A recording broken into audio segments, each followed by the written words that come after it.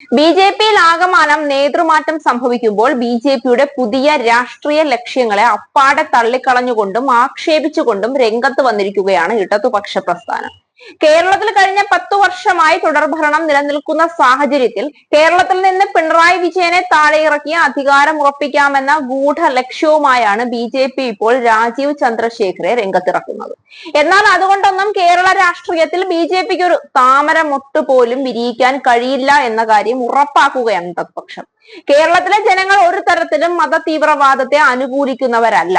BJP സർക്കാർ അധികാരത്തിൽ വന്നാൽ ഉത്തരേന്ത്യയിൽ നടക്കുന്നത് പോലെ തന്നെ കേരളത്തിലും മതത്തിന്റെ പേരിൽ കൊല്ലും കൊലയും അക്രമവും നടക്കുമെന്ന കാര്യം നിസ്സംശയം പറയാം.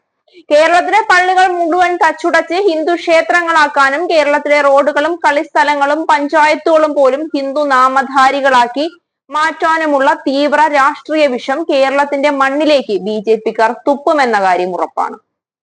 ഇത്രയും കാലം വലിയ പ്രതീക്ഷയുടെ സദാ രാഷ്ട്രീയ സേവന തൽപരരായി കൂടെ നിന്നിരുന്ന ശോഭാ സുരേന്ദ്രനെയും കെ സുരേന്ദ്രനെയും ഒക്കെ അപ്പാടെ തഴഞ്ഞു കളഞ്ഞൊരു മുതലാളിക്ക് അധികാരം വെച്ചു നീട്ടാൻ പോലും മടിക്കാത്ത ബി.ജെ.പി സർക്കാർ ഇത്രകാലം ഇടതുപക്ഷത്തിനെ പിന്തുണച്ചതിന്റെ മുഴുവൻ വൈരാഗ്യവും കേരള ജനതയോട് തീർക്കുമെന്ന കാര്യം ഉറപ്പാണ്.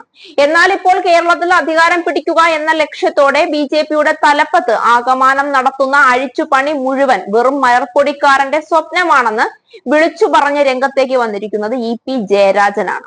രാജീവ് ചന്ദ്രശേഖർ അല്ല ആര് വന്നാലും കേരളത്തിൽ ബി.ജെ.പിയെ വളർത്താൻ സാധിക്കില്ലെന്ന് മുൻ LDF കൺവീനർ ഇ.പി. ജയരാജൻ പറഞ്ഞു. മതേതരത്വം ആഗ്രഹിക്കുന്ന ജനതയാണ് ഇവിടെയുള്ളത്. ആ ജനത ബി.ജെ.പിയെ ഒറ്റപ്പെടുത്തും.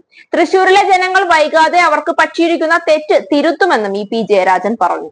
RSS നയിക്കുന്ന സംഘടനയാണ് ബി.ജെ.പി. ജനാധിപത്യം തൊട്ടു തീണ്ടിയിട്ടില്ലാത്ത പാർട്ടി ബി.ജെ.പി കേരളത്തിന്റെ താല്പര്യങ്ങൾക്കെതിരെയുള്ള നിലപാടാണ് സ്വീകരിക്കുന്നത്. അതുകൊണ്ട് തന്നെ അവർ കേരളത്തിൽ ഒറ്റപ്പെട്ടുകൊണ്ടിരിക്കുകയാണ്. ജനാധിപത്യവും ഫെഡറലിസവും കാത്തു സൂക്ഷിക്കാൻ ഐക്യവും മതേതരത്വവും നിലനിർത്താൻ ഇടതുപക്ഷ മതേതര ശക്തികളെ ശക്തിപ്പെടുത്തുകയാണ് ജനം ചെയ്യേണ്ടത്. ബി.ജെ.പിക്ക് ജനങ്ങളുടെ പ്രശ്നങ്ങൾക്ക് പരിഹാരം കാണാൻ സാധിക്കില്ല. രാജീവ് ചന്ദ്രശേഖർ എന്നല്ല ആര് വന്നാലും കേരളത്തിൽ ബി.ജെ.പിയെ വളർത്താൻ സാധിക്കില്ല. ചില പ്രത്യേക സാഹചര്യങ്ങളിൽ പ്രത്യേക കാലഘട്ടങ്ങളിൽ അവർ ഉയർന്നു വന്നിട്ടുണ്ടാകും. പക്ഷെ അതിന്റെ തകർച്ച ഉണ്ടാവുകയും ചെയ്യും. ഇന്ത്യയിലെ ജനങ്ങൾ അതാണ് ആഗ്രഹിക്കുന്നത്. മതേതരത്വം ആഗ്രഹിക്കുന്ന ജനതയാണ് ഇവിടെയുള്ളത്. ആ ജനത ബി.ജെ.പിയെ ഒറ്റപ്പെടുത്തും. തൃശൂരിലെ ജനങ്ങൾ വൈകാതെ അവർക്ക് പറ്റിയിരിക്കുന്ന തെറ്റ് തിരുത്തും. ഇന്നലെ വരെ സുരേന്ദ്രൻ തന്നെ തുടരുമെന്നായിരുന്നു വാർത്തകൾ. എന്തായാലും ബി.ജെ.പിയിൽ പുതിയ അധ്യക്ഷന്റെ വരവ് പ്രശ്നങ്ങൾ ഉണ്ടാക്കിയേക്കും. പലരും കുപ്പായം തുന്നി നടന്നതാണ്. അതുതന്നെ അത്തരത്തിലുള്ള പ്രശ്നങ്ങൾ ബി.ജെ.പിയിൽ ശക്തിപ്പെടുത്താനുള്ള സാധ്യതയായി കാണുന്നുണ്ട്. മാധ്യമ സ്ഥാപനം നടത്തലും ബിസിനസ്സും ഒന്നുമല്ല രാഷ്ട്രീയം. ദുരിതം അനുഭവിക്കുന്ന ജനങ്ങൾക്ക് വേണ്ടി പ്രവർത്തിക്കലാണ്. ബി.ജെ.പിയെ ജനങ്ങൾ തിരസ്കരിക്കുക തന്നെ ചെയ്യും. ആ കാലം വിദൂരമല്ല. രാജീവ് ചന്ദ്രശേഖറിനെ കുറിച്ച് കൂടുതൽ ഇപ്പോൾ പറയുന്നില്ല. അയാൾ വരട്ടെ, പ്രവർത്തിക്കട്ടെ, എന്നിട്ട് അഭിപ്രായം പറയാം.